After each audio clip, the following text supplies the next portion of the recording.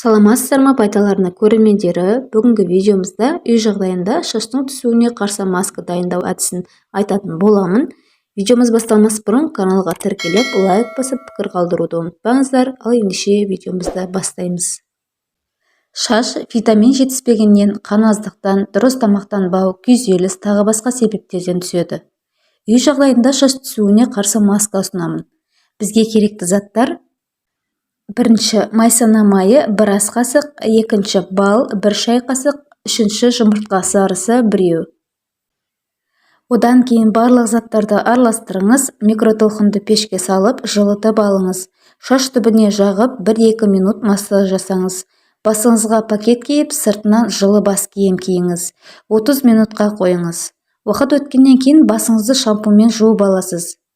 Аптасына 1-2 рет жасауға болады. Тұрақты жасау арқылы нәтижеге жетесіздер. Кемі 2 ай. Сіздерге пайдалы болсын деген ниетте. Сау болыңыздар, келесі видеода кездескенше.